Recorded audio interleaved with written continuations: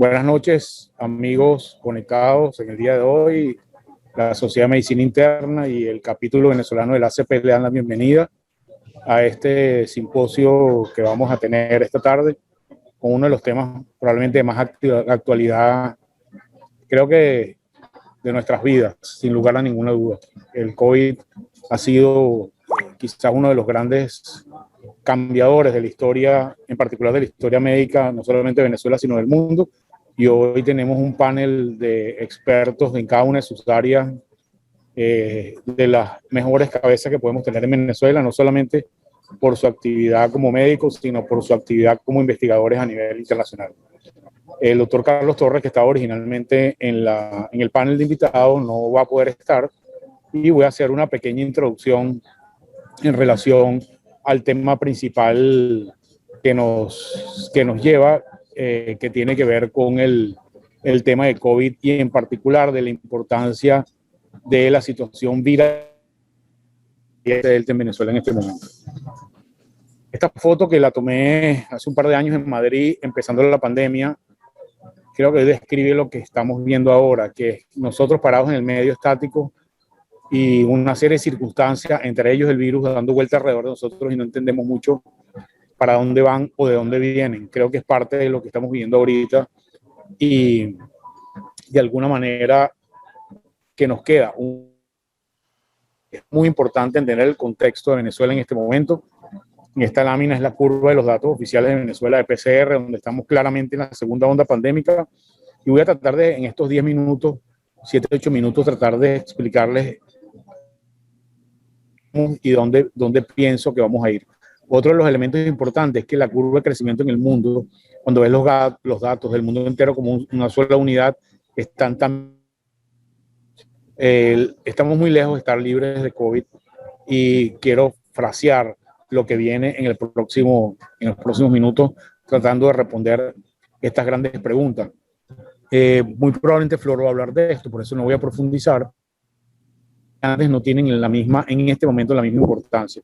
Se ha clasificado variantes en 3 tipos. Solamente voy a hablar de las variantes de preocupación y saber bajo la perspectiva epidemiológica, porque Flor va a hablar de la perspectiva exclusivamente viral, cuáles son cada uno de los elementos que tienen estas variantes de preocupación. La definición tiene que ver con modificación de la situación viral nativa en función de la transmisibilidad o de producción de mayor severidad o de reducción de la efectividad del tratamiento, y algunas de las variantes que están circulando en el mundo tienen esta condición. Hay una serie de clasificaciones, gracias a Dios se van alineando. Tenemos la clasificación del clado de NextFrame, también lo que se llama el Pango, el linaje Pango, y la última clasificación que utilizamos, probablemente la que tenga más sentido, sobre todo porque es más fácil, es la clasificación de la Organización Mundial de la Salud, que es la que vamos a utilizar de ahora en adelante para explicar este tema. Voy a hablar de las variantes, cada una de las variantes muy sucintamente, pero desde la perspectiva de dónde estamos parados en cada una de ellas y qué importancia pueden tener para el futuro inmediato. En esta mapa vemos la variante P1, que se llamaba originalmente la variante brasilera. Lo que quiero que entiendan básicamente cómo ha sido su inicio, crecimiento y declinación. En el mundo está bajando la detección de esta variante en el mundo entero. Solamente 37 países la han detectado hasta la semana pasada. En el caso de la variable 117, que se originó en el sur de Inglaterra, fíjense cómo fue la distribución de la variante. También está bajando en la mayoría de los países donde se ha detectado. 114 países detectaron esta variante. La variable 1351, que apareció originalmente en Sudáfrica, igual, alta, mantenimiento largo y finalmente caída. 68 pacientes la han detectado. Y la variable 167.2, que se originó en la India, la conocemos como la variante Delta. Fíjense cómo está en pleno desarrollo en el mundo, subiendo en la gran mayoría de los países donde tiene actividad, y hasta el momento 106 países.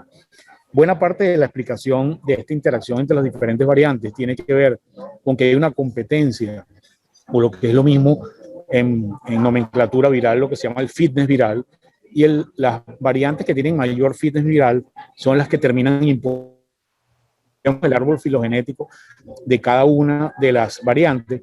Y si podemos decir algo de esto, la aparición de las variantes en el escenario mundial ha ocurrido asociado a fenómenos temporales, independientemente de dónde se distribuyen, localmente intensamente y menos localmente, menos intensamente. Aquí vemos la distribución en diferentes países y las regiones, pero finalmente termina una de ellas sobreponiéndose sobre la otra. Y este gráfico, que es muy representativo de lo que pasa en el mundo entero, la barra, el total es el 100%, cuál es la variante predominante en el mundo, la variante gris es la variante originaria o indígena, y posteriormente cómo se han ido superponiendo las variantes en este momento con predominio casi total de la variante Delta en el mundo. En Venezuela ha habido muy poca variabilidad hasta el momento. Esto es un virus relativamente estable, me refiero al COVID, al SARS-CoV-2, es un variable estable cuando lo compara con otros virus. En Venezuela ha habido muy poca variabilidad comparado con otros países. Por ejemplo, fíjense la estructura de Colombia en términos de variabilidad en los últimos meses. Ha sido muy variable y empieza a aparecer lambda y gamma, pero probablemente Delta tome el control. Esta lámina, que fue publicada hace 3 días por el CDC, da una idea de la rapidez con la que se distribuye, al menos en Estados Unidos. Esta es la variante gamma. Fíjense, para el día 17 de mayo, era la proporción de variante gamma, y en el caso de ahora, 12 de proporción de variante gamma, que es la variante delta, perdón, que es la del país en tan corto tiempo como desde el 17 de mayo hasta el 12 de julio, se distribuyó en una población que tiene 300 millones de habitantes. ProDaVinci publicó un trabajo de Luisa Salomón muy interesante sobre cómo se traduce esto para las personas en general, y creo que lo recomiendo leerlo porque es muy importante que tengamos claro la práctica diaria. Alguna de las otras cosas que es que era cómo afectan las vacunas o cómo se afectan las vacunas por la variante. Hay muy poca información. Este trabajo publicado en New England la semana pasada, donde compara cómo, utilizando como base la vacuna de AstraZeneca y Pfizer, cómo se modifican las proporciones de efectividad de la 100% combinado a 79% combinado, una variabilidad que está alrededor del 100% cuando recibes 2 dosis. Cuando recibes una dosis, la proporción de las ambas vacunas está alrededor del 48% y baja a 30%. Esto es un número que me impresionó mucho porque hemos visto notificaciones o informaciones no científicas donde dice que, por ejemplo, la efectividad de la vacuna Sputnik con una sola dosis está alrededor del 75%. Y eso a mí me da mucho que pensar cuando contrasta que Pfizer y AstraZeneca alcanzan casi 50% y llegan a 30% con variable delta. De alguna manera, creo que cumplir los esquemas, esto refuerza el concepto que hemos dicho del mantenimiento de los esquemas completos y evitar esquemas fraccionados. Esta es una data que vi hoy y la puse hoy para ustedes, donde el CDC, publicada por el CDC esta mañana, donde dice que el R0 de la variante Delta está muy cerca de sarampión y de viruela. Eso es decir, estamos hablando de un R0 que está alrededor de 9, y en la medida que tengamos un R0 tan alto, implica, tiene muchas implicaciones, pero la implicación más importante es que el umbral por la vacunación debe llegar a 85 a 90% de la población general. Y esto nos da una señal, una campanada clara de que si no avanzamos en las estrategias de vacunación, y estoy hablando del mundo entero, pero también de Venezuela, muy probablemente no vamos a generar control con la estrategia de vacuna, y creo que es algo que tenemos que llevarnos en la mente sobre eso. Ya para terminar, no me queda sino decirle, este gráfico, el gráfico de arriba es el número, la proporción de pacientes en función del Producto Interno Bruto o el GDP. Que la epidemia en su primera mitad fue una epidemia de países ricos. Fíjense cómo viene bajando, este es el país, los países más ricos, la barra carmesí, cómo viene bajando la incidencia progresivamente. Tiene una espiga en la última semana, pero fíjense cómo los muertos han venido bajando sustantivamente. Mientras que los países pobres, que están en la parte de arriba, el amarillo, el gris y el azul, aumentan la cantidad, también la incidencia. De ahora en adelante, muy probablemente la afectación de la epidemia va a ser fundamentalmente sobre los países pobres que no han llegado a tasas de vacunaciones altas, y eso va a generar una gran diferencia en el mundo en cuanto al impacto social, económico y epidemiológico de la pandemia. Algunos mensajes para llevar de lo que hemos estado hablando hasta ahora, hacia adelante de dónde estamos y hacia dónde vamos en términos de la variante en Venezuela. Yo creo, es mi opinión, que si la variante se extiende intensamente en Venezuela, vamos a pasar del segundo brote pandémico al tercer brote pandémico sin bajar, y probablemente vamos a ver un número importante de casos, más de los que estamos viendo en este momento, si no es que ya estamos en la tercero brote pandémico. Muchas gracias, fue un placer. Ahora les voy a presentar al doctor. La doctora Flor Pujol es biólogo con un doctorado en biología molecular, trabaja en el IBIT como investigadora y tiene múltiples publicaciones en el área de genómica, en el área de variantes, no solamente de SARS-CoV-2, sino también de VIH, hepatitis B y hepatitis C, y una gran amiga que colabora siempre con todos nosotros. Buenas tardes. Ante todo, quiero agradecer al comité organizador de esta mesa redonda por la invitación a hablarles sobre aspectos virológicos de la COVID-19. Sabemos que el 11 de marzo de 2020, la OMS declara la pandemia de coronavirus. Sabemos que este es el tercero de una saga de coronavirus patogénicos que han emergido. Sabemos que el reservorio de estos virus está en los murciélagos y que en general pasa por un virus en un animal intermediario para luego infectar al hombre. En el caso del SARS-CoV-2, este animal intermediario no ha sido identificado, este virus, y por ende entonces ha abierto pie a muchas teorías conspirativas. Sin embargo, la OMS sigue aceptando que la hipótesis más probable es el salto de especie desde un virus de un animal intermediario.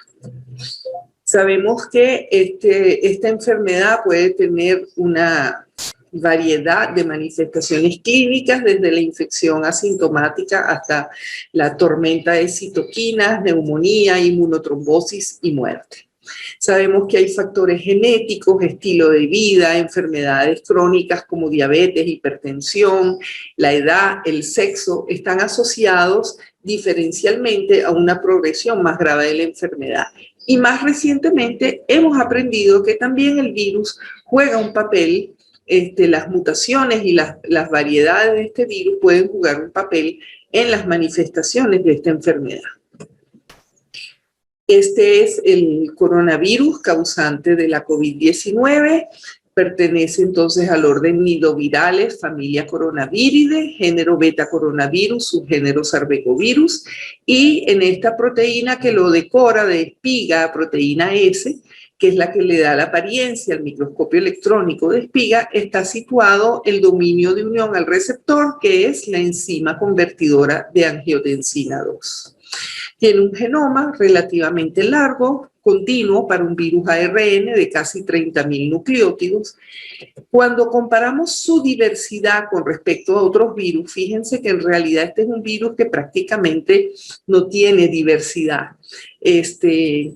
Comparamos con VIH, influenza, hepatitis C, fíjense el tamaño del diámetro, esto es el porcentaje de diversidad que pueden tener las muestras, mientras que este puntico a la izquierda es la diversidad que presenta el coronavirus. Y esto se debe a dos razones.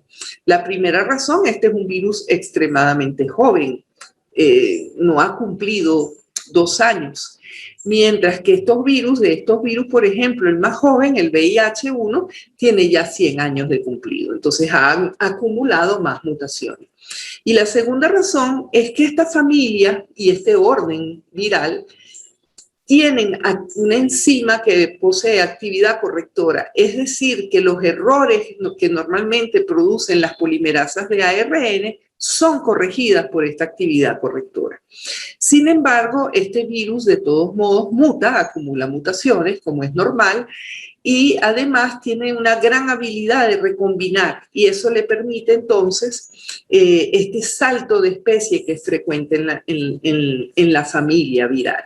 Y además tiene otros mecanismos ejercidos por el hospedero, como es el humano, unas deaminasas que también inducen mutaciones.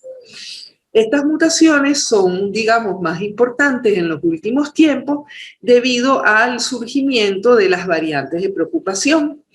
La OMS ha clasificado las variantes de interés cuando tienen ciertas mutaciones que hacen sospechar que podrían tener ciertas características como mayor transmisión, virulencia, evasión de respuesta inmunitaria, entre otros. Y cuando se confirma que alguna de estas características está en la variante, pues entonces se le denomina variante de preocupación. En este momento hay 4 variantes que son clasificadas de preocupación, que se denominan con letras griegas para evitar recordar el país de origen, pero es inevitable recordarlo. La alfa surgió en el Reino Unido, la beta en Sudáfrica, la gamma en Brasil y la delta, la más reciente, en la India. Estas 3 primeras comparten la mutación llamada Nelly N501Y, que está asociada a un aumento de transmisión. Y la beta y la gamma comparten a ERIC, que también está asociado a evasión de respuesta de anticuerpos, la E484K, entre otras mutaciones. En cambio, la delta tiene mutaciones realmente distintas a las otras variantes, la L452R y la P681R en particular, entre otras. El resumen de estas variantes es que tienen mayor transmisibilidad y en particular la beta, la de Sudáfrica, y la delta, la de la India, están asociadas a escape a respuesta de anticuerpos, también la gamma particularmente. Esta es la distribución de estas variantes en el mundo. Vemos cómo la delta prácticamente ha invadido a todo el mundo, igual que la alfa. Sin embargo, lo que vemos aquí es la fotografía de dónde se ha encontrado. Eso no quiere decir que esté predominando o que haya transmisión comunitaria en todos estos países. La delta, su incremento en transmisión es la que se transmite más fácilmente de todas las variantes. Y cuando hablamos del número reproductivo básico de esta variante, que es si en ausencia de medidas de prevención, a cuántas personas en promedio se transmite la infección a partir de un caso. Para la cepa original de Wuhan estamos hablando de 2,5. Una persona transmite entre 2 y 3 personas. Mientras que la delta, este número se duplica o se triplica con respecto a la cepa original. Y es por eso que entonces ha prendido tanto las alarmas. En Venezuela, como no tenemos el poder de secuenciar 100.000 genomas como lo hace el Reino Unido, hicimos un método rápido de secuenciar una porción del fragmento para analizar que detecta las mutaciones claves, y con eso ya es bien sugestivo de que esté circulando una variante. Cuando la detectamos, entonces procedemos a secuenciar el genoma completo con un equipo, el más pequeño de la serie de Illumina, que no fue financiado, no fue adquirido a través de un financiamiento del Ministerio de Ciencia y Tecnología, y que es muy fácil de manejar y nos permite entonces, aquí ven en el árbol, la confirmación de la variante que se llamaba antes P1, la variante gamma, circulando en el país. Esta es más o menos la situación para finales de junio, la gamma circulando en todos los estados evaluados, la alfa también, que se detectó por primera vez en Apure, una variante de interés que circula en Perú, que se ha llamado variante andina, también y detectada en primer lugar en el Zulia, pero se ha ido diseminando, y un linaje B.1.621, la OMS no lo clasifica como variante de interés, pero en Colombia la llaman la variante colombiana, y de nuevo la encontramos en el Zulia y se ha ido diseminando en los estados cercanos. Lo que es interesante es que esta variante prácticamente ahora está circulando con mayor predominancia que la gamma, es decir, que pareciera que está desplazando a la variante gamma. Las vacunas, como que tenemos en el abanico de vacunas, de los cuales van a hablar y han hablado los otros expositores, tenemos todos los tipos de vacuna, desde vacunas a virus atenuado que se han evaluado, pero están en fase preclínica, vacunas a virus inactivado. Aquí en Venezuela conocemos bastante la Sinopharm, que es el virus completo inactivado con agentes químicos. Tenemos vacunas de subunidades, tenemos la Novavax, tenemos los prototipos vacunales cubanos, hemos oído hablar del Abdalá. Tenemos una vacuna basada en péptidos sintéticos, que es la Epivac. También hay vacunas de pseudopartículas virales que adoptan la conformación de un virus, y estas están en fase preclínica.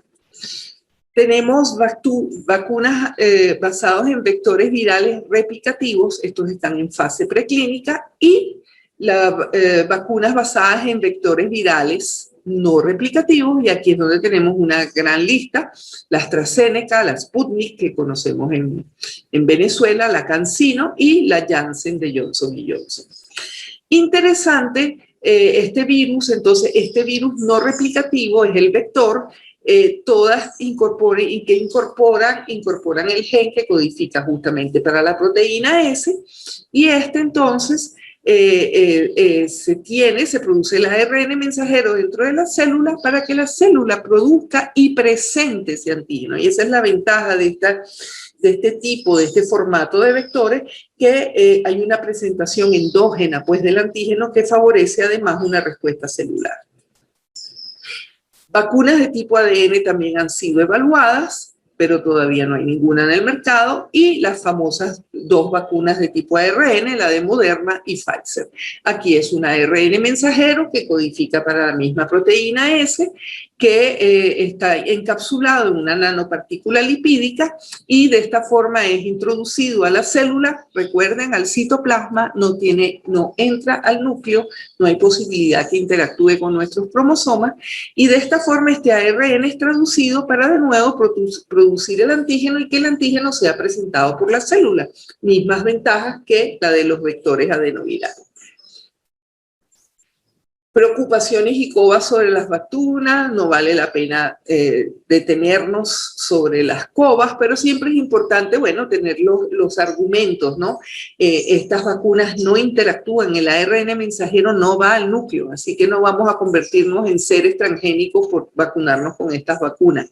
Que si afectan la fertilidad, que si nos insertan un chip, que si queda el brazo magnetizado, pues sabemos todo el tipo de bulos que corren más rápido que la evidencia científica.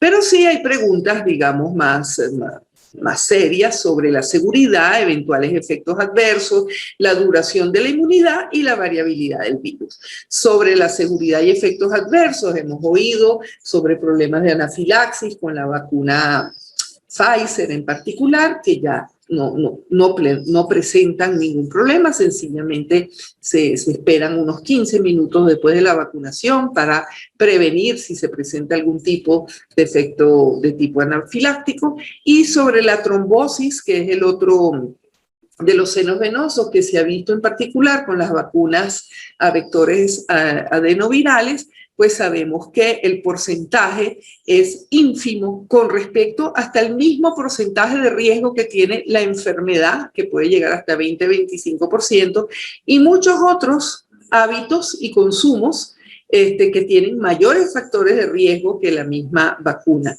Y de nuevo ya se conocen formas de tratar estos efectos secundarios. La duración de la inmunidad todavía está en discusión, pero por ahora la OMS no ha recomendado la necesidad de una tercera dosis de refuerzo, ni siquiera al año todavía. Al parecer la inmunidad va a ser por lo menos de un año o más para estas vacunas. ¿Qué pasa con la variabilidad del virus? Ya dijimos que de las 4 variantes de preocupación, 3 de ellas tienen cierta habilidad de evadir la respuesta de anticuerpos, y se reduce parcialmente algunos puntos la efectividad de todas las vacunas en general, unas más, unas menos. Pero estas vacunas siguen protegiendo contra enfermedad grave, y las cifras que aparecen en Estados Unidos son realmente muy entusiasmantes. Realmente los pacientes que están ingresando a hospitales, más del 95% son no vacunado y las muertes igualmente. Es decir, ni siquiera aparece, está en discusión en la OMS, la necesidad de modificar las vacunas. Como tenemos plataformas basadas en biología molecular, sería relativamente fácil modificar, introducir estas mutaciones, pero esto todavía está en discusión en la OMS y todavía no se estima de que sea necesario.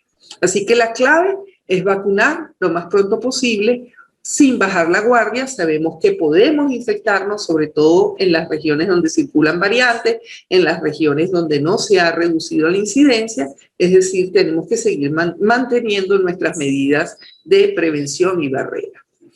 Este es el equipo del IBIC, el doctor Héctor Rangel coordinando el diagnóstico molecular y la vigilancia genómica, la doctora Rosana Jasper, Magister Carmen Luisa Loureiro, entre otros, el doctor Ferdinando Liprandi, experto virólogo que siempre nos presta asesoría. Otros laboratorios son como media docena de laboratorios del IBIC abocados al diagnóstico y a la vigilancia genómica en el IBIC, obviamente coordinado el diagnóstico molecular a nivel nacional por el Instituto Nacional de Higiene, y lo que les presenté fue financiado por el Ministerio de Ciencia y Tecnología.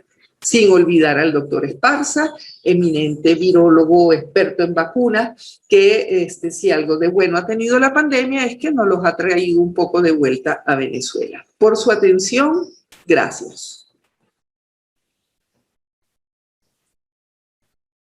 El siguiente médico amigo que quiero presentar es el doctor Alexis García. Alexis es un médico venezolano, médico inmunólogo, investigador del Instituto Nacional de Inmunología.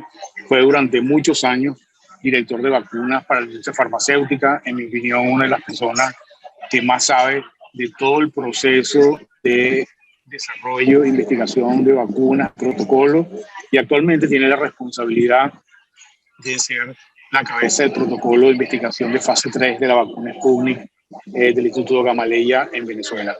Alexis es un excelente amigo, preocupadísimo por la realidad de Venezuela, y creo que es parte de pura medalla de oro para hablar en clave de Olimpiadas que tenemos, que nos acompañan en el día de hoy junto con Flor y el doctor Villamil.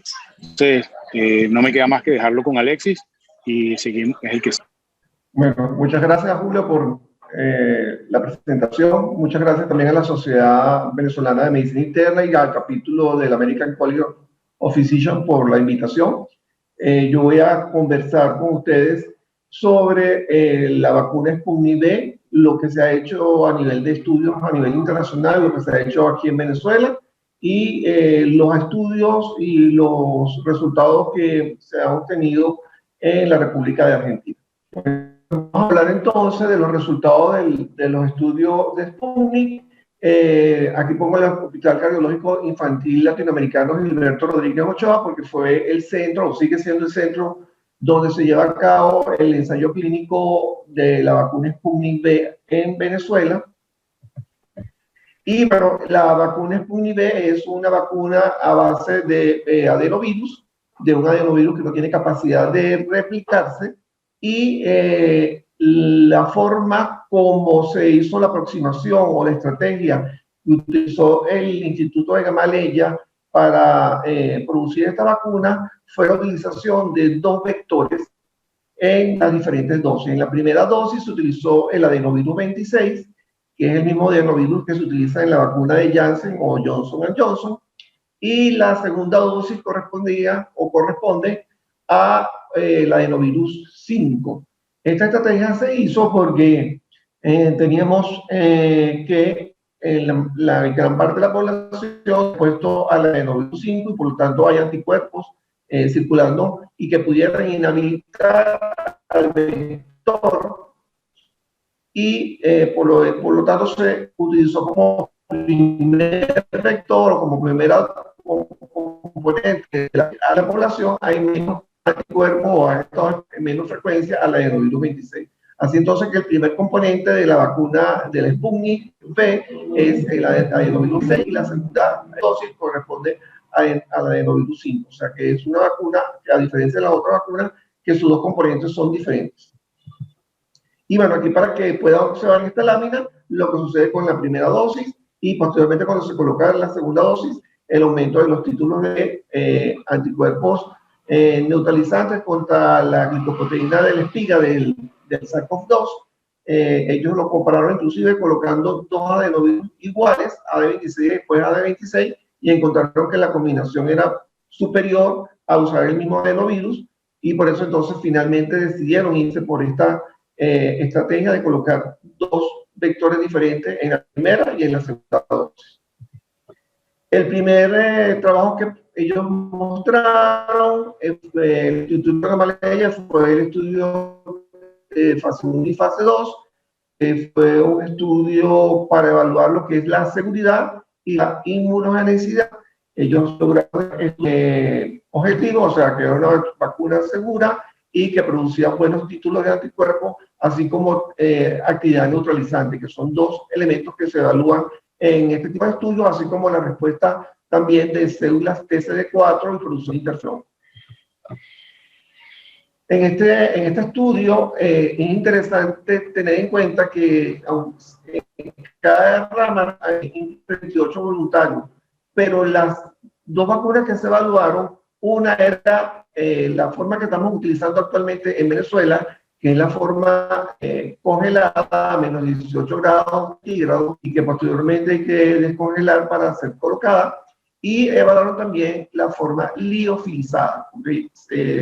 La idea es tener una forma liofilizada que se pueda conservar a temperaturas entre 2 y 8 grados centígrados y mejorar la logística de la distribución de esta vacuna.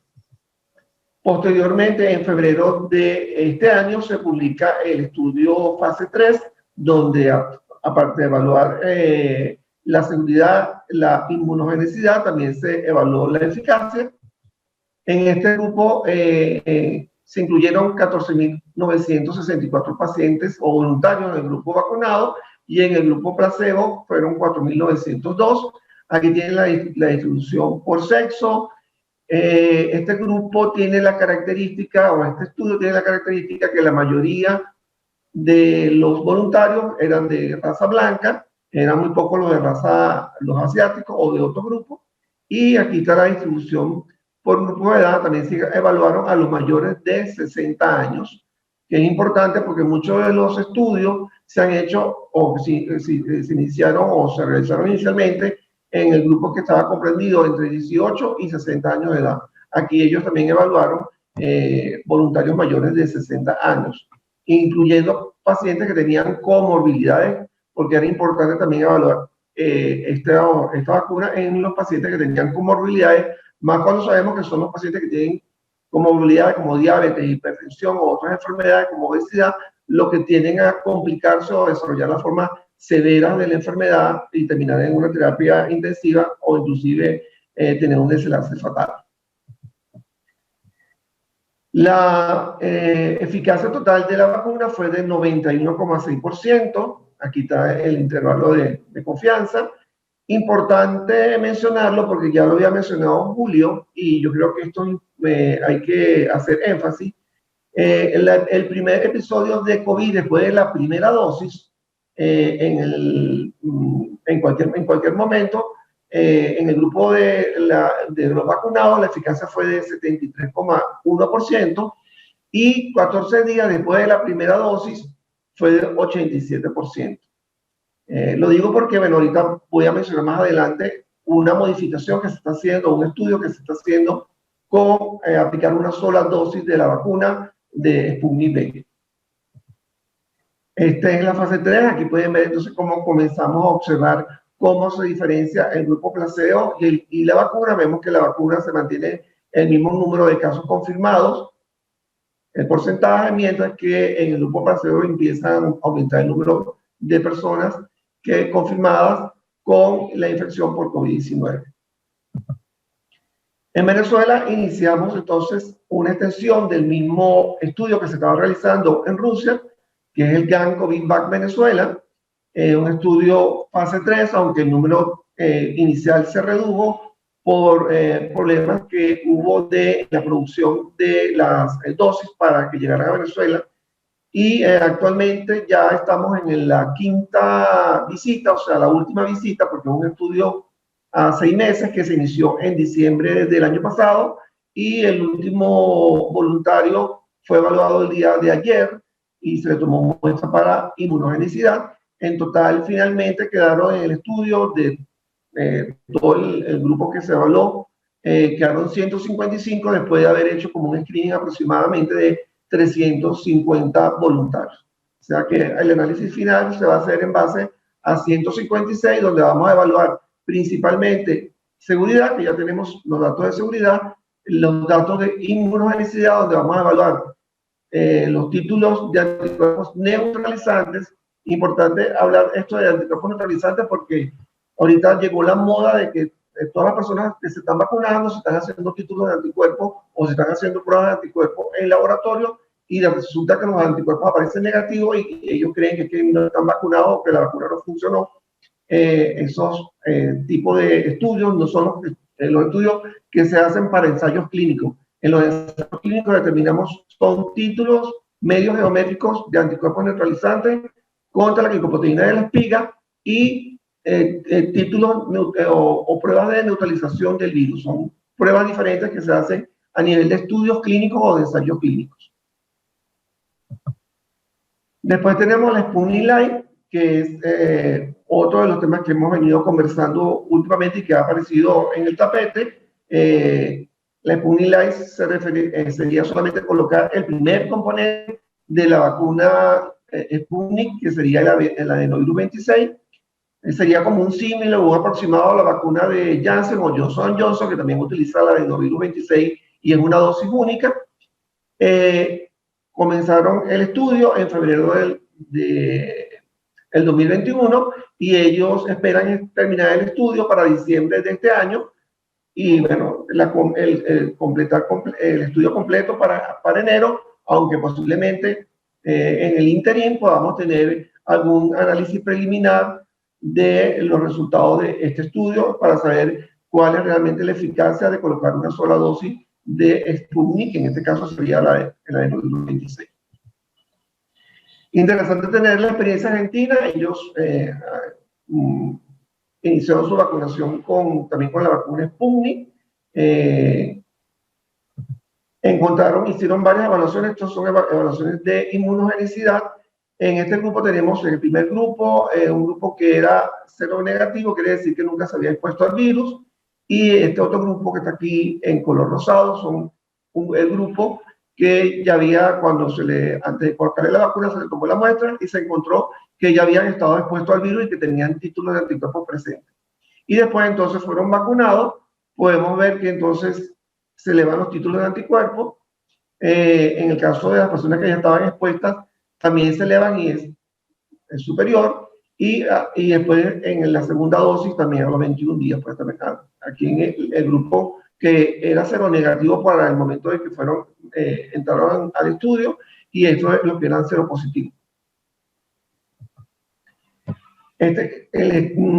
Adicionalmente se hizo un estudio de efectividad comparando 3 vacunas, mortalidad por COVID-19 en personas mayores de 60 años o mayores, y ellos encontraron que en el caso de la vacuna Sputnik V, con una dosis de 74,9% y con 2 dosis de 93, con AstraZeneca es de 79,5% con una sola dosis y 88,8% con las 2 dosis, y con la vacuna de Sinopharm, que también es la vacuna que estamos utilizando actualmente en Venezuela y que la plataforma es virus inactivado, 61,6% con una primera dosis y 84% cuando se colocaban las 2 dosis. Estamos hablando de mortalidad. Evidentemente es importante evaluar las variantes y cómo ha sido el comportamiento de la vacuna Sputnik V y las variantes, sobre todo las variantes de preocupación. Aquí están todas las que ya se han mencionado, no las voy a volver a mencionar. Solamente resaltar que se evaluó lo que se llama actividad neutralizadora del virus en personas vacunadas con la vacuna Sputnik V, contra la variante de preocupación, contra la alfa, contra la beta, contra la gamma, la delta, y 2 variantes endémicas que estaban circulando en Moscú. Este estudio incluyó 201 personas que se vacunaron. Las tomas se hicieron entre abril y mayo del 2020 y posteriormente entre noviembre y marzo, entre noviembre de 2020 y marzo de 2021.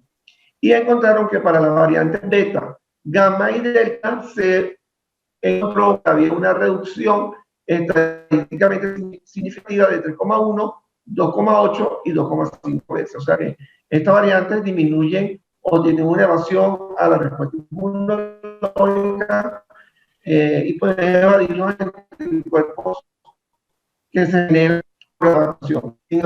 Y ya se ha venido resaltando que se ha observado ya a nivel mundial que las personas que reciben las 2 dosis de cualquiera de las vacunas que actualmente están aprobadas de emergencia, ya sea vacunas de ARN mensajero, vacunas de vectores virales o vacunas inactivadas, la variante Delta, a pesar de que puede infectar a estas personas, la severidad de la enfermedad va a ser más, o sea, va a ser benigna o no va a ser tan severa como si no estuviesen vacunados.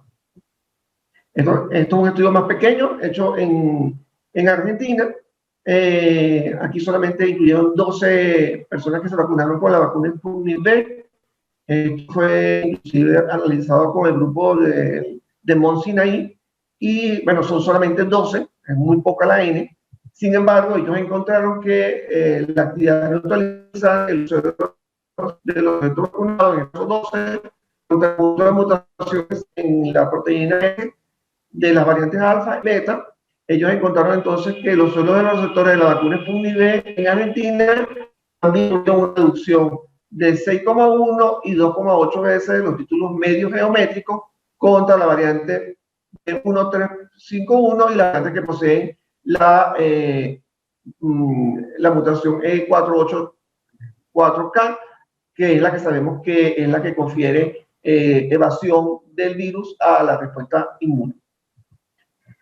Finalmente quiero terminar diciendo que no solamente es la aprobación y la producción y manufactura, sino que hay que hacer control de calidad, hay que producir aproximadamente entre 2 a 4 millones de dosis por año. Esta vacuna tiene que ser precalificada, hay que haber todo un proceso logístico, una cadena de frío, hay que priorizar los grupos, quiénes son los primeros que tienen que vacunarse, en este caso primero los personal de salud y después las personas mayores que tengan alguna comorbilidad y adultos mayores, y de ahí y poco a poco descendiendo. Hay que seguir manteniendo otras medidas preventivas, sobre todo porque ahorita vamos a tener la variante Delta, que de hecho ya está circulando en Venezuela, así que las medidas de distanciamiento social, de utilización de tapabocas, etc., hay que seguir utilizándolas. Y hay que garantizar que el acceso de la vacuna sea igual y equitativo para todos a nivel mundial. ¿Qué nos falta por saber? ¿Cuánto tiempo dura la protección de la vacuna? Si podemos cambiar los esquemas de dosificación, la dosis, porque la dosis en niños a lo mejor va a ser menor. Los esquemas, ya hemos visto que se han venido cambiando los esquemas, se han alargado tanto como vacuna debido a la falta de suministro de vacunas a nivel mundial. Va a ser necesario un refuerzo. Hasta el momento la Organización Mundial de la Salud no ha recomendado ningún tipo de refuerzo. Importante va a ser el relato inmunológico de protección. Pareciera que los anticuerpos, tal como lo estamos evaluando, no es el mejor relato porque los tipos de anticuerpos son genios y no sabemos actualmente exactamente el título que necesitamos para saber cuál va a ser el tipo de anticuerpo que vamos a necesitar para obtener una protección adecuada. Bueno, por supuesto, la efectividad solo lo evaluamos en el mundo real.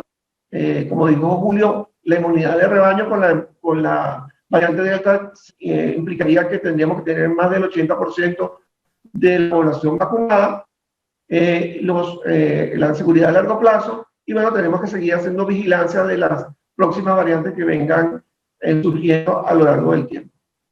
Creo que hay mucho trecho por recorrer, hay que seguir haciendo investigación, y en el caso del estudio Sputnik V que estamos realizando en Venezuela, agradecer a Espromet y por supuesto al Ministerio Popular de la Salud, que es quien ha hecho todo el esfuerzo para, después de más de 20 años, poder volver a hacer un estudio clínico tal y como se debe hacer por buenas prácticas clínicas a nivel mundial. Muchas gracias.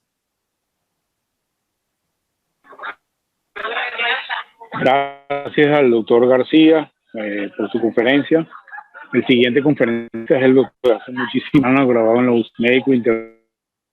Vamos a hacer algunas consideraciones acerca de las inmunizaciones en el adulto en los tiempos de COVID-19, para lo cual les ofrezco la siguiente agenda. Vamos a referirnos brevemente al desafío global de las enfermedades e infectos contagiosas en el marco de la transición epidemiológica que viven nuestros países, ya desde antes, por supuesto, de COVID. Vamos a referirnos a la inmunización de la población como política sanitaria en Venezuela en muy grandes números. Venezuela vacuna poco desde hace muchos años. Vamos a hacer en tercer lugar, una breve referencia a las guías de inmunización en el adulto, especial énfasis en la del Centro de Control de Enfermedades, actualizada el año en curso, para hacer una digresión en materia política económica a propósito de lo que yo denomino el juego de las vacunas. ¿Por qué no es realista pensar que habrá programa alguno dispuesto a financiar todas las inmunizaciones que para un adulto se proponen de acuerdo a las guías de los organismos rectores en esta materia? No es realista pensar que eso vaya a ocurrir en Venezuela y probablemente en buena parte del mundo. Para finalmente haceros una propuesta acerca de a quiénes vacunar y con qué, y cerrar con algunas consideraciones finales. Quien les habla lo hace a título absolutamente personal y no ejerciendo vocería alguna para corporación, asociación o institución alguna, de modo pues que, como he dicho, estos conceptos son de mi absoluta responsabilidad. En primer lugar, y de acuerdo con la agenda ofrecida, es importante ubicarnos en el contexto del verdadero desafío que en los tiempos que corren suponen las enfermedades infectocontagiosas. Fíjense cómo en términos de peso de enfermedad para la región latinoamericana, el número de años perdidos en términos de vida útil ajustados permanece más o menos estable, probablemente en todo el mundo, pero sobre todo en nuestra región, por una consideración que no hemos de perder de vista en una audiencia como esta, y me retrotrae eso al modelo de Mattes y Longcart, la perspectiva que estos dos epidemiólogos proponen en 2006 con vista al 2030, y es la relativa poca ralentización que las enfermedades infectocontagiosas en cuanto a morbo y mortalidad están observando en el mundo en general. Esto, disponemos de antibióticos, disponemos de recursos que hace 30 o 40 años no los había. Sin embargo, la caída en términos de morbo y mortalidad esperable es bastante menor que o observada está bastante por debajo de la esperable. De hecho, y ahora sí refiriéndonos al caso venezolano, en términos de años de vida ajustados por discapacidad, Venezuela soporta una de las cargas de enfermedad, el burden of disease más alto de la región, bastante más alto al promedio andino y al promedio caribeño, solo superado por el Brasil. Y las enfermedades infecciosas, contribuyen otras, claro está, pero tienen un peso muy particular en esto, y entre ellas las prevenibles por vacuna. Venezuela vacuna poco. Estos datos aportados por OPS a partir de cifras oficiales, dan cuenta cómo hacia el año 17, cuando vimos la expresión particularmente intensa de difteria en Venezuela, nuestras coberturas de población vacunada estaban bastante por debajo del 90% normativo que generalmente se da para estas vacunas, y las consecuencias no se hicieron esperar. Fíjense ustedes, y aquí me adelanto, después de más de una década década larga de silencio epidemiológico, la enorme expresión de casos de difteria que apareció en el centro del país, incluso en la ciudad de Caracas, con algunos casos hospitalizados por nosotros en el universitario. Vuelvo a la lámina anterior para un poco poner en perspectiva el porqué de esta realidad, y es que en Venezuela se vacuna poco porque los problemas de disponibilidad de la vacuna, de acceso a la vacuna, y hablamos de vacunas con muchísima experiencia en cuanto a su uso en Venezuela y en el mundo, están ya presentes desde prácticamente inicios de la década pasada. Y en epidemiología y salud pública ocurre como en la economía. Lo que usted haga o deje de hacer en un momento dado va a tener una repercusión inocultable años más tarde. Y es lo que pasó en Venezuela para explicar el por qué un regreso tan sonoroso de una enfermedad ampliamente conocida y derrotada por la medicina en este país desde hacía muchos años. En ese contexto es que tenemos que entender en estos tiempos de pandemia cómo hacer o cuáles son las dificultades a enfrentar para poder promover un programa mínimo de inmunizaciones que de alguna manera prevenga o contenga los efectos de la otra epidemia que estamos dejando de atender, que está constituida por las enfermedades infectocontagiosas de todos los días. Y a propósito de ello, pues la literatura es muy rica, y aquí les ofrezco, como les había dicho, las guías actualizadas a este año del Centro de Control de Enfermedades en Atlanta, que de alguna manera pues establece una vez más y de manera diáfana cuáles son las inmunizaciones que un adulto, por hablar de la población a la que nosotros atendemos, debiese normativamente recibir.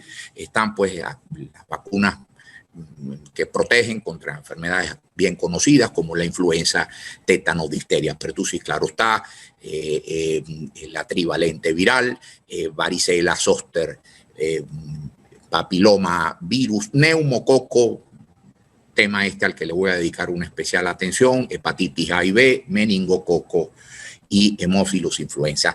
Sin embargo, proponer, como he dicho, un programa de este tipo para Venezuela en tiempos de COVID luce poco probable. Acá tenemos una versión complementaria de la anterior guía, que es la que nos indica en grupos especiales dentro de la población adulta las consideraciones que hay que hacer en términos de administración específica de la vacuna. Está el caso, pues, de vacunas que, como las vacunas a virus atenuados de la influenza, no se administran ni en embarazadas, ni en personas con compromiso inmunológico, ni en pacientes que vivan con la condición VIH-Sida cuyo contagio de CD4 esté por debajo de 200. Esto por hacer una especificación dentro de las muchas que de manera muy precisa establece este esquema. Sin embargo, vuelvo al punto original. Es pensable, es plausible pensar que este protocolo vaya a ser asumido por nuestro país o los países de la región iberoamericana, probablemente la región que menos se esté vacunando para COVID-19 en el mundo. Caray, luce poco factible. De modo pues que aquí, y viene la digresión que ofrecí, tenemos que plantearnos el problema de las vacunas y de la confrontación de programas de vacunación para COVID-19 versus otras enfermedades prevenibles por vacuna en términos de un verdadero juego en términos de teoría de juegos, que es una verdadera aplicación de la matemática a la ciencia política. Y hagámoslo a partir de lo que dejó bien dicho, la frase que dejó para la posteridad el gran Milton Friedman, premio Nobel de Economía en el año 76, y es que no hay tal cosa como un almuerzo gratis. Atender COVID-19, como estamos presionando para que se atienda, supondrá siempre y indefectiblemente desatender otras necesidades en prevención de enfermedad infectocontagiosa. ¿Por qué? Porque en toda política hay que considerar el costo financiero, es decir, lo que cuesta en términos de dinero, y el costo de oportunidad, que es el costo de las cosas que dejamos de hacer para atender a una prioridad, en este caso COVID-19. Es como si nos vamos de vacaciones a Margarita, no solamente el costo financiero de ir, pasajes, alojamiento, etcétera, ya, sino el costo que supone no estar presente en nuestras respectivas consultas. Ese costo de oportunidad hay que sumarlo para entender cuál es el marco decisional que nos llevará a favorecer a unas determinadas inmunizaciones por encima de otras. Y esto está definido matemáticamente en la economía como lo que se llama la budget line. En un eje tenemos todo lo demás y en el otro todo lo que cuesta prevenir la pandemia o atender la pandemia. Nosotros estamos condenados a movernos exclusivamente en esta línea y el área que ella delimita. No podemos gastar por acá, por donde tengo yo el cursor. ¿Por qué? Porque estamos fuera de la disponibilidad total de recursos. Es la regla de oro de la economía. No hay recursos para todo lo que requiramos o necesitemos. Y eso es una verdad que no es distinta cuando hablamos de programas de este tipo. De manera que, evocando la memoria de un grande del siglo XX, este hombre que está acá es el gran John Nash, Premio Nobel de Economía en el año 94, una vida tan conmovedora como impactante en términos de sus grandes aportaciones teóricas. De hecho, le hicieron una película que muy probablemente muchos vimos. ¿Qué decía John Nash? Que la única manera de resolver equilibradamente una situación de tensión entre agendas era buscar lo que él llamaba el minimax. El minimax es el juego en el cual, o el arreglo en el cual, en el juego, todos ganamos lo más posible perdiendo lo menos posible, y eso es lo que se llama el punto de la silla de montar o saddle point situation. Hay que buscar el saddle point, que es en materia de programas contra COVID y programas contra otras patologías no COVID, como única manera de poder hacernos de un mínimo de equilibrio que nos permita avanzar en un rumbo deseable y compartido para todos. ¿Cuál es el minimax al que podemos nosotros aspirar en una política de inmunizaciones en Venezuela? Pues probablemente el minimax se alcance a un nivel de distribución de recursos que no nos deje contento a todos. La idea es que nos deje lo menos triste posible y lo menos insatisfecho posible. De ahí que, y aquí avanzo la propuesta que les ofrecía, basado, por cierto, en lo que es ya doctrina y práctica por parte de la Sociedad Venezolana de Medicina Interna, es que nosotros, con arreglo a planteamientos como los que se recogen en nuestro manual de inmunizaciones para el adulto, definamos aquel set mínimo de inmunizaciones que soportarían ese minimax deseable, ese mejor acuerdo posible entre programas que compiten por un recurso naturalmente escaso. Fíjense ustedes, cuando nosotros pensamos a quiénes vacunar y con qué, surgen, por ejemplo, los enfermos renales, en donde hay una serie de alteraciones que tienen que ver con la opsonización, la disfunción fagocitaria, etcétera, etcétera, y que son grupos, como vamos a ver en la literatura, que se benefician particularmente de la vacunación antineumocóxica y contra influenza. Lo mismo ocurre en alguna medida con los enfermos hepáticos, indudablemente con los enfermos cardíacos, con los enfermos portadores de patologías pulmonar y con los diabéticos. No es que estos enfermos no se beneficien del resto de las inmunizaciones, pero se benefician sobre todo de estas dos que he mencionado, como voy a tratar de demostrarlo ahora apelando a la literatura. Fíjense este estudio bien interesante de hace algunos años que habla de el impacto que en términos de sobrevida genera las infecciones en el enfermo renal crónico. Es innegable. La razón de riesgo de estos enfermos se multiplica por 3 punto algo, por 4 respecto de los no portadores de condiciones renales, motivo por el cual pareciera claro que prevenir eventos infecciosos en estos enfermos tiene además un beneficio adicional que incluso supera al de la prevención de estas condiciones en población que no padece de afecciones de carácter renal. Cuando se habla específicamente de prevenir la infección neumocóxica, la serie finesa de Clements y colaboradores, fíjense, establece claramente el beneficio que no solamente renales, sino también cardíacos, pacientes portadoras de hemopatías malignas, en menos medida diabéticos, pero en general pacientes con inmunidad comprometida obtienen y obsérvense los valores de P, si reciben vacunación antineumocóxica, parece que hay una razón dura, una razón sólida para favorecer la inmunización antineumocóxica en estos grupos, en estos grupos de pacientes. Si vamos a la serie inglesa de Van Hoek y colaboradores, en el mismo orden de ideas, vemos cómo se repite nuevamente la razón de riesgo de beneficio, digamos, el beneficio estimado de estos pacientes por odds ratio es claramente favorecedor de la vacunación, quizás con la excepción de diabéticos, en esta serie al menos, y de personas portadoras de la condición VIH-Sida, porque probablemente, seguramente esas son patologías en donde la inmunidad depende de un juego de variables que es mucho más complejo que el que vemos en renales, cardíacos o pacientes portadores de patología pulmonar. Pero en general pareciera claro que en las poblaciones que estamos considerando hay un beneficio neto en prevenir eventos infecciosos como los que estamos mencionando.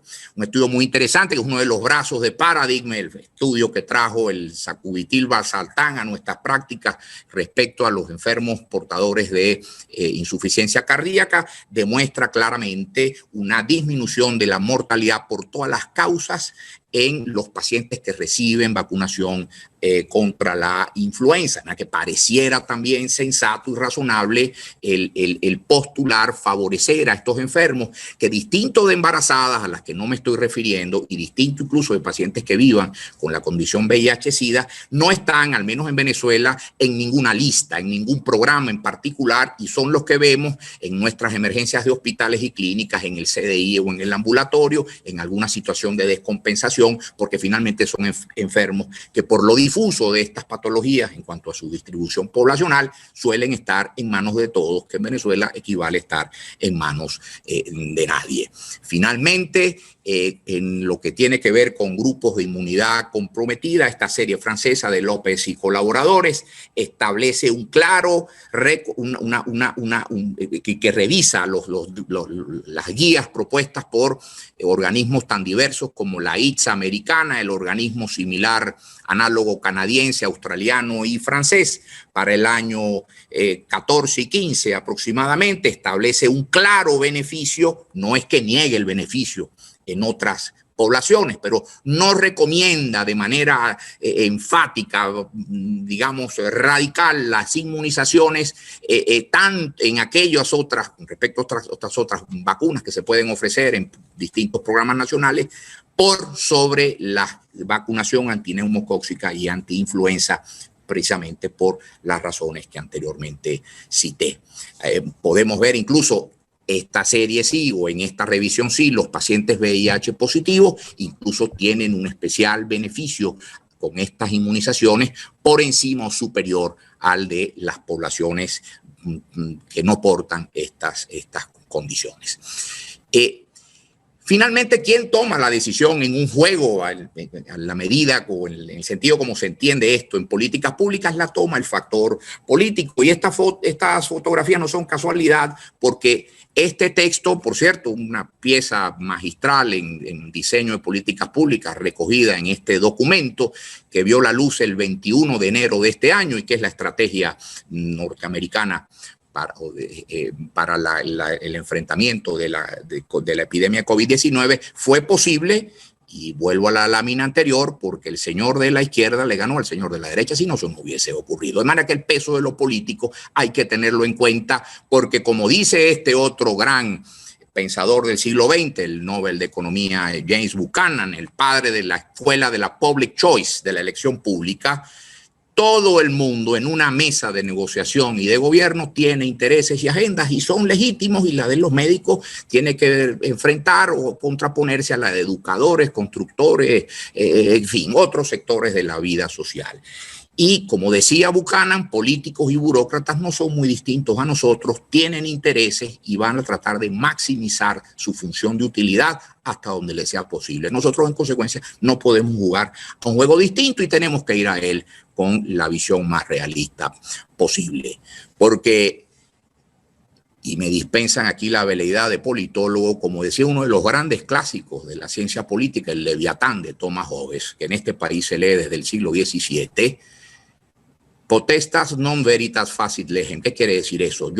Es el poder y no la verdad la que hace a la ley. Yo puedo tener la razón, yo puedo ir con la mejor evidencia científica, yo puedo ir con la mejor modelación matemática. Lo hacen con frecuencia nuestros expertos, pero eso no hace la política, porque finalmente la política es una decisión desde el poder y en función del poder. Y eso, para los colegas que están en funciones de representación o de las comunidades médicas, ante todo lo que es el tema sanitario y COVID en particular, debería estar muy claro.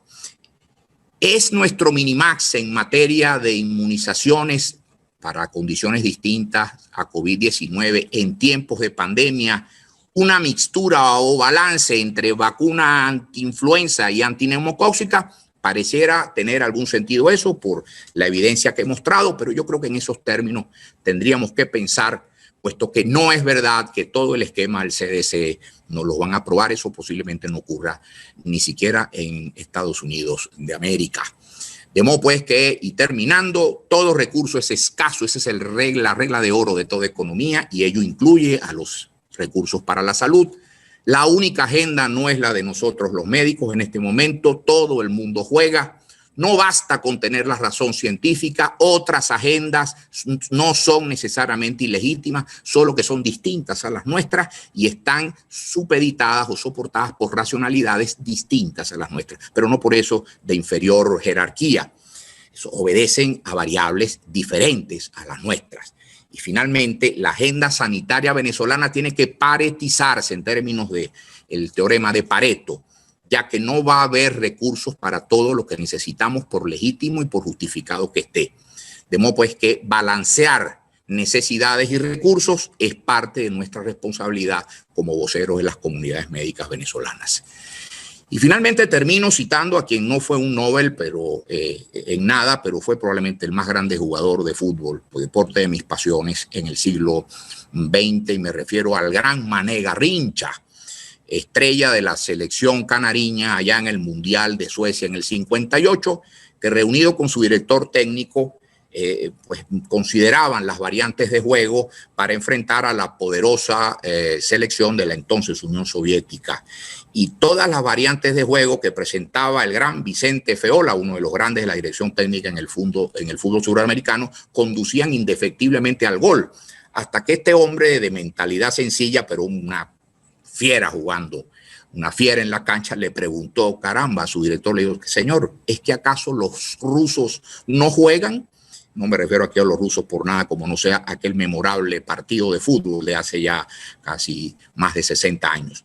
Aquí juegan rusos y todo el mundo, no solo nosotros. En la mesa de negociación están otros voceros portadores de otras necesidades tan o más legítimas que nosotros. En consecuencia, nosotros tenemos que ir a esas mesas con el minimax muy bien prefijado y de acuerdo a como espero podérselos haber demostrado brevemente, la combinación vacuna antiinfluenza, vacuna antineumocóxico posiblemente nos proporcione una guía para la priorización en mesa de recursos absolutamente escasos, como es la de los recursos para la salud en Venezuela.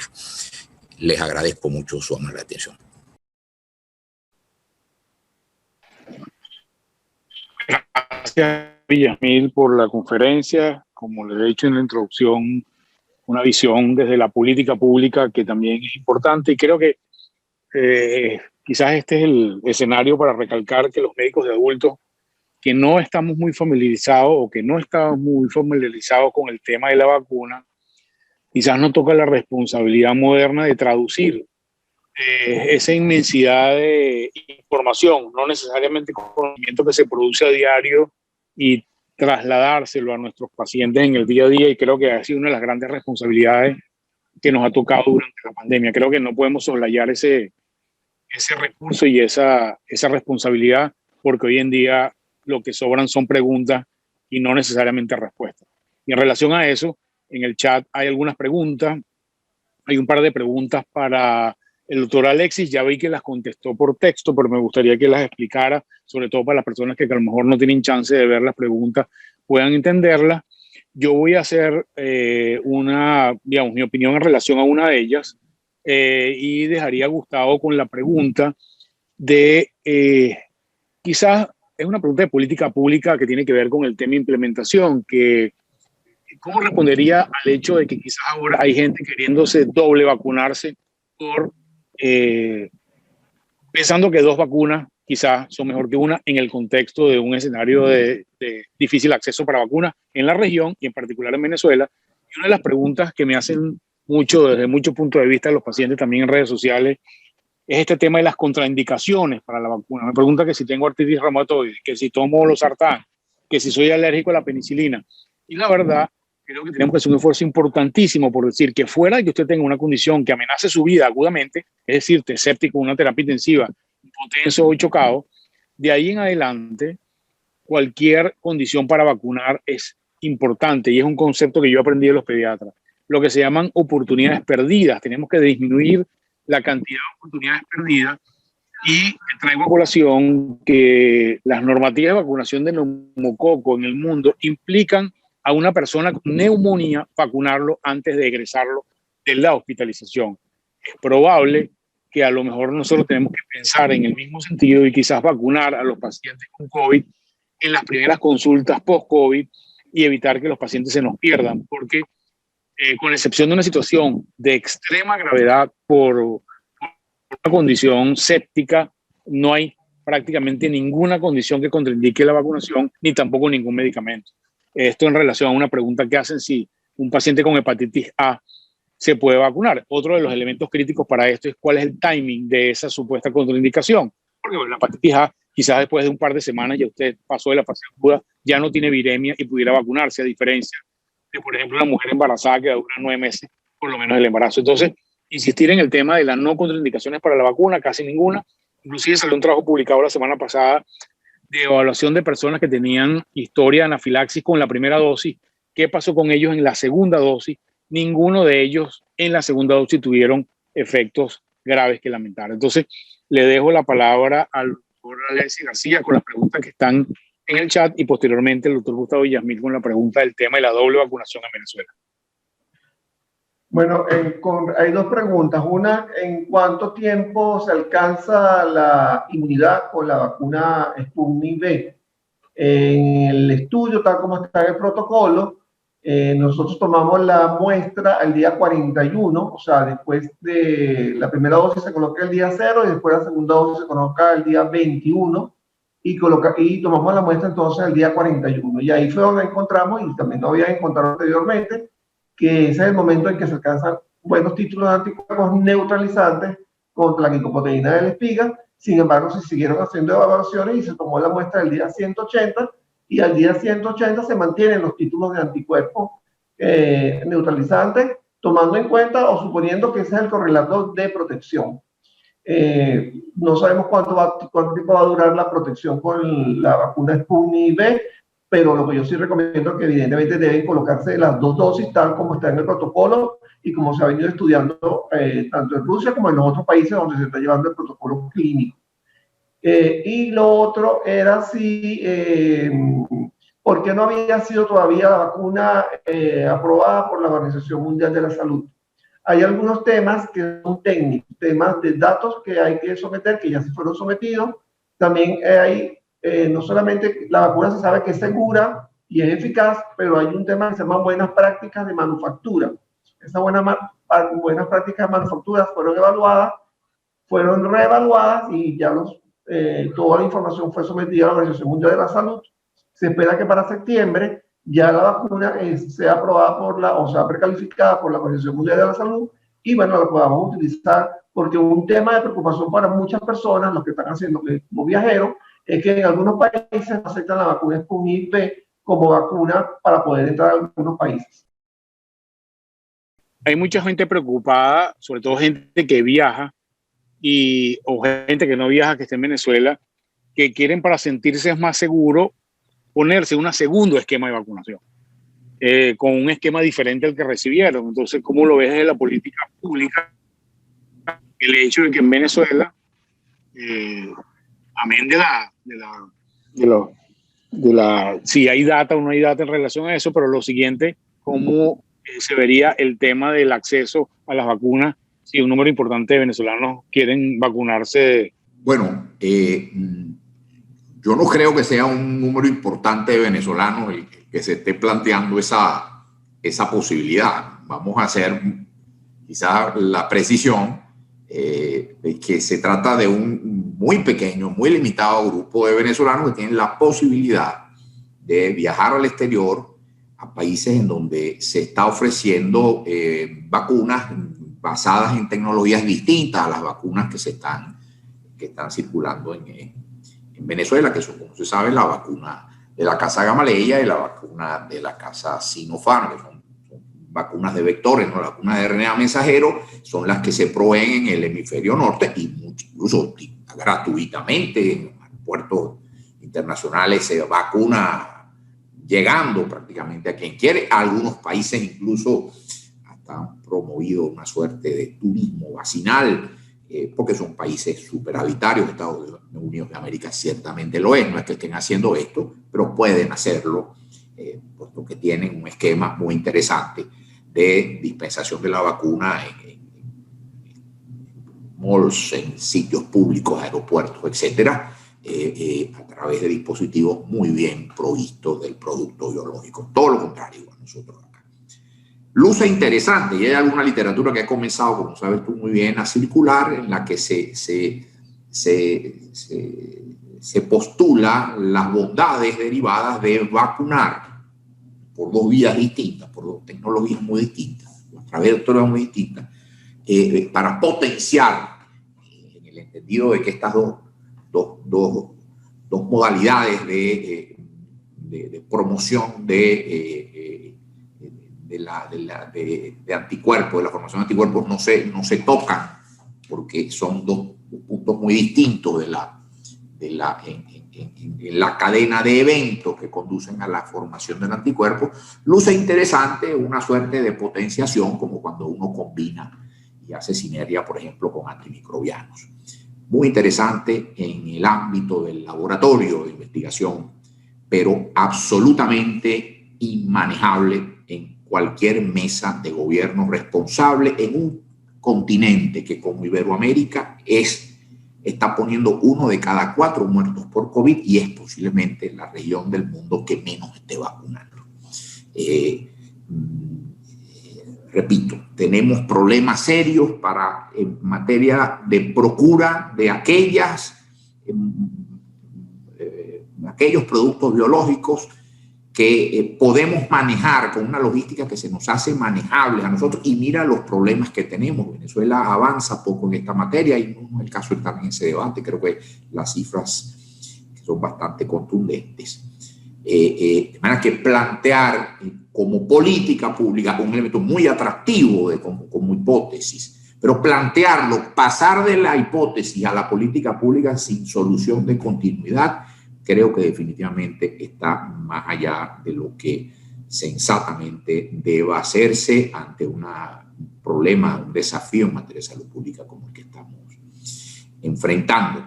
Las vacunas como Pfizer, Moderna, no pudieron llegar a nuestro país por razones bien conocidas, pero sobre todo porque para una administración de inmunizaciones como la nuestra era materialmente inmanejable.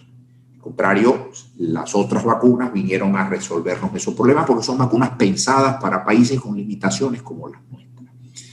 Que uno, basado en un esquema, ha cogido un esquema, pueda beneficiarse de otro, y sabemos que está ocurriendo, pero derivar de ello una clave para la formación de una política pública me parece que está fuera de foco totalmente, y es peligroso desenfocarse en un momento en el que enfrentamos una situación que verdaderamente arropa a toda la institucionalidad sanitaria venezolana e iberoamericana en general. Ahí está el drama del Perú, el drama del Brasil, en la Argentina, el drama cubano, nos refiramos a él. Bueno, bastantes problemas tiene ya para la administración de una tecnología vacinal que es bien conocida en esencia por estos países nuestros, y mira los problemas que tenemos como para proponer una sofisticación que ciertamente atrae mucho cuando uno la ve en la literatura, pero que, repito,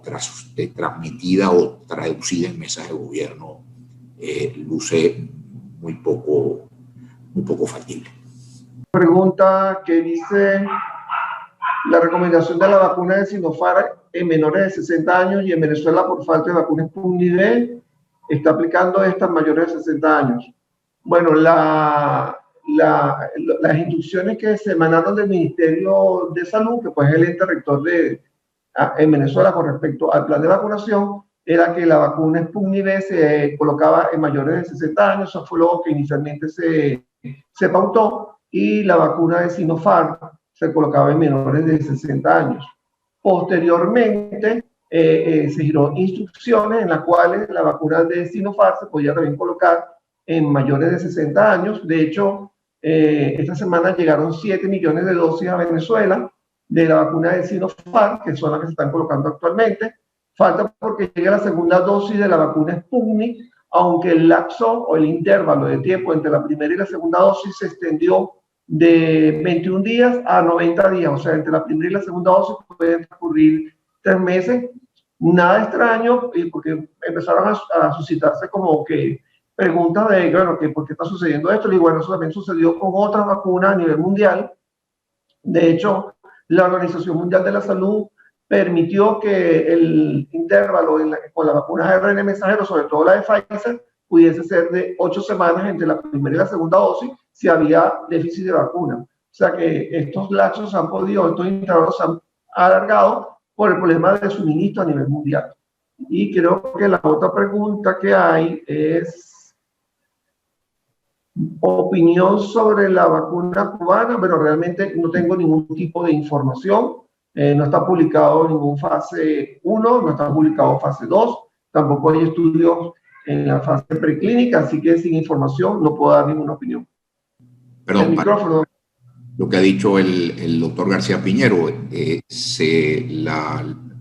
prototipo Abdala, como su antecesor, que fue el prototipo Manvisa, han sido calificados como candidatos a vacuna.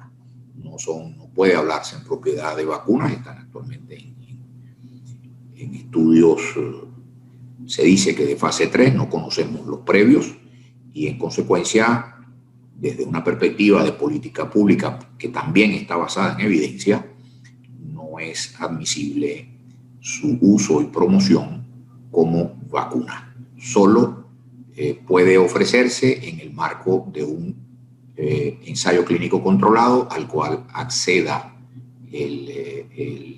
los voluntarios previamente informados y previa emisión de un consentimiento. Es lo que está establecido por la normativa que rige el ejercicio médico a nivel mundial.